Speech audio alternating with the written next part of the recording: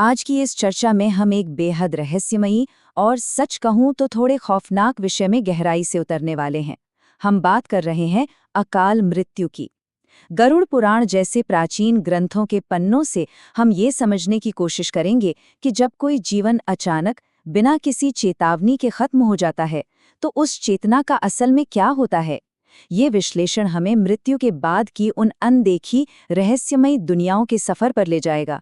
जरा इस सवाल पर गौर करें, जब एक चलता फिरता जीवन अचानक से रुक जाता है तो वो चेतना, वो आत्मा कहाँ जाती है? क्या वो तुरंत किसी नई दुनिया में प्रवेश कर जाती है या फिर हमारी ही दुनिया के किसी अंधेरे कोने में भटकती रह जाती है? यही वो सस्पेंस है जिससे आज हम पर्दा उठाने वाले हैं। तो चलिए सीधे इसके कोर कॉन्सेप्ट पर आते हैं। सबसे पहले ये समझना जरूरी है कि प्राचीन ग्रंथों की नज़र में अकाल मृत्यु आखिर है क्या। देखिए, मृत्यु सिर्फ शरीर का अंत नहीं है, ये एक तय समय रेखा, एक टाइमलाइन का पूरा होना है। गरुड़ पुराण का मूल सिद्धांत कहता है कि हर इंसान के जीवन का एक निश्चित चक्र होता है। अब इमेजिन कीजिए कि ये चक्र अचानक से टूट जाए, बीच में ही। यही अकाल मृत्यु है। जब ये प्राकृतिक समय रेखा हिंसक या अचानक रूप से रुक जाती है तो चेतना एक बहुत ही भ्रमित और अधूरी अवस्था में फंस जाती है। इसके परिणाम सच में बेहद गहरे और आध्यात्मिक रूप से काफी जटिल होते हैं। अब सवाल उठता है कि ये चक्र टूटता कैसे है। ग्रंथों में इसके कुछ स्पष्ट कारण बताए गए हैं, जैसे अचानक होने वाली दुर्घटनाएं, पानी में डूबना, आग, जहर या किसी हिंसक जानवर का हमला। और हाँ, यहाँ ग्रंथों में बहुत ही तटस्थ रूप से एक और बात स्पष्ट की गई है, अपना जीवन खुद समाप्त कर लेना। इसे इस प्राकृतिक चक्र का सबसे गंभीर उल्लंघन माना गया है। इस स्थिति में चेतना को अपनी मूल समय रेखा पूरी होने तक एक बहुत लंबी और मुश्किल प्रतीक्षा से गुजरना पड़ता है। इसे एक तुलना से समझते हैं।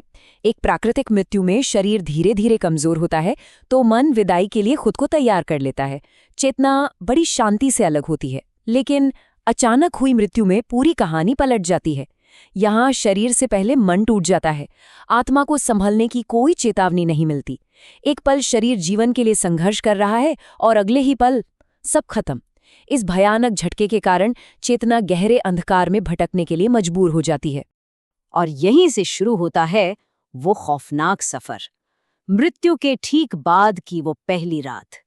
तो यहाँ सबसे अहम बिंदु ये है कि अचानक हुई मृत्यु के बाद शुरुआती कुछ घंटों में आत्मा को ये एहसास ही नहीं होता कि वो मर चुकी है। जरा सोच कर देखिए, बिना किसी आहट के हुए इस अंत के कारण वो चेतना इस नई सच्चाई को मानने से साफ इनकार कर देती है। वो बस अपने मृत शरीर के आसपास मंडराती रहती है, वापस अंदर जाने की छटपटाहट में। लेकिन वो भौतिक शरीर अब हमेशा के लिए एक बंद दरवाजे में बदल चुका होता है। ये उस चेतना के लिए सबसे भयानक सदमे और भ्रम का पल होता है। इसके बाद जो घटता है वो सच में रोंगटे खड़े कर देने वाला है। वो अदृश्य चेतना अपने परिवार को रोते बिलखते देखती है। वो उन्हें पुकारती है, उन्हें सांत्वना देना चाहती है, बताना चाहती है कि वो वहीं है। लेकिन उसकी चीखें किसी भी जीवित इंसान तक नहीं पहुंचती। ग्रंथों की माने तो अक्सर ऐसी घटनाओं वाली जगह पर जो एक अजीब सी ठंडक या भारीपन अचानक महसूस होता है ना, वो असल में उसी अदृश्य चेतना की बेचैनी और उन अनसुनी चीखों का ही असर होता है। पहले दिन के इस गहरे सदमे के बाद शुरुआत होती है भटकने के उन 13 दर्दनाक दिनों की, जहां आत्मा धीरे धीरे इस दुनिया से दूर होने लगती है। इनकार से शुरू होकर एक बहुत ही क्रूर स्वीकृति तक जाने वाली इस टाइमलाइन को समझना बहुत जरूरी है। पहले 3 दिन आत्मा को लगता है कि ये सब बस एक बुरा सपना है और वो जल्द ही जाग जाएगी। लेकिन चौथे से 7वें दिन के बीच सच्चाई पूरी क्रूरता के साथ सामने आती है, जब वो अपनी ही तस्वीर पर फूलों की माला चढ़े हुए देखती है। 7वें से 10वें दिन तक जैसे जैसे परिवार अपने जीवन में आगे बढ़ने लगता है, आत्मा के लिए इस दुनिया के दरवाजे हमेशा के लिए बंद होने लगते हैं और आखिरी दिनों में वो किसी अनजानी अदृश्य शक्ति की ओर खींचने लगती है। अब गरुड़ पुराण में एक और गहरा रहस्य बताया गया है। अगर किसी चेतना की सांसारिक इच्छाएं और अधूरापन बहुत ज्यादा मजबूत हो तो वो इन 13 दिनों के बाद भी यहीं फंस सकती है। ग्रंथों में इन अवस्थाओं को बहुत ही तटस्थ रूप से वर्गीकृत किया गया है। जो पुरुष चेतनाएं हिंसक रूप से अपूर्ण रह जाती हैं, वो भूत, प्रेत या पिशाच जैसी अवस्थाओं में प्रकट हो सकती हैं। वहीं स्त्रियों के संदर्भ में चुड़ैल या कुछ खास परिस्थितियों में देवी जैसी अवस्थाओं का जिक्र मिलता है। तकनीकी रूप से देखा जाए तो ये उन अधूरी इच्छाओं का ही भौतिक प्रकटीकरण है जो इस दुनिया का मोह नहीं छोड़ पाती। 13 दिनों के इस संसारिक संघर्ष के बाद चेतना भौतिक दुनिया को पूरी तरह पीछे छोड़ देती है और अब सामना होता है सत्य के उस भयानक दर्पण से। और ये बहुत ही स्पष्ट तरीके से दर्शाता है कि कर्म दर्पण असल में काम कैसे करता है। देखिए, ये कोई आम शीशा नहीं है जिसमें चेहरा दिखे, इसमें सिर्फ कर्म दिखते हैं। जीवन भर में जिन लोगों को अनजाने में भी रुलाया गया, धोखा दिया गया या जो भी अनदेखा दर्द दिया गया, ये दर्पण उस पूरी पीड़ा को चेतना के भीतर सीधे रिफ्लेक्ट करता है। मतलब वो चेतना बिल्कुल वही दर्द महसूस करती है जो उसने कभी दूसरों को दिया था। पछतावा मुक्ति नहीं देता, यह सुधार देता है। ये एक वाक्य इस पूरी प्रक्रिया का निचोड़ है। यहाँ कोई जज या बाहरी न्यायाधीश नहीं बैठा है जो सजा सुनाएगा। ये न्याय खुद के ही खिलाफ है। आत्मा कितना भी चिल्लाए, पछतावा करे, लेकिन जब तक वो अपने हर कर्म की 100% जिम्मेदारी बिना किसी शर्त के स्वीकार नहीं कर लेती, तब तक उस भारीपन से मुक्ति नहीं मिलती। ये पूर्ण एकांत का एक बहुत ही इंटेंस परीक्षण है।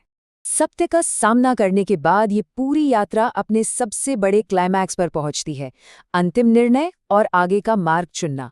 इस कर्म दर्पण के भारी सच को स्वीकार करने के बाद ही उस शुद्ध प्रकाश का द्वार नजर आता है।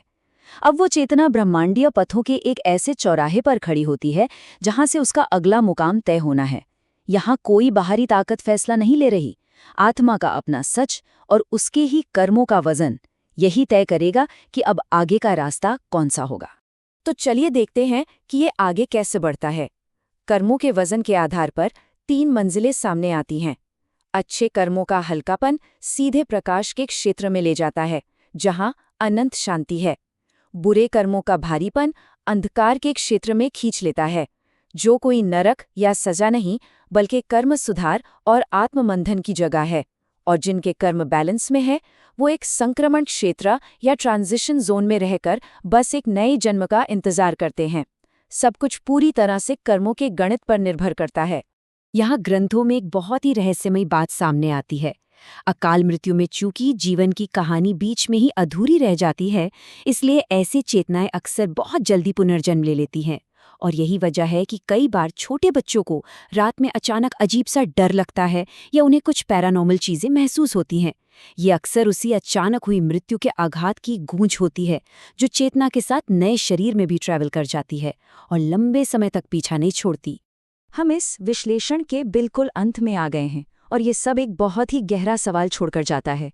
अगर मृत्यु के बाद की पूरी यात्रा सिर्फ हमारे ही किए गए कर्मों, हमारी ही चॉइस और दूसरों को दिए गए दर्द या खुशी का एक आईना मात्र है, तो जरा सोचिए, आज इसी पल जाने अनजाने में कैसा प्रतिबिंब तैयार हो रहा है। कर्मों और अस्तित्व की ये अनसुलझे रहस्य सच में सोचने पर मजबूर कर देते हैं। इस गहरी चर्चा में शामिल होने के लिए बहुत बहुत धन्यवाद।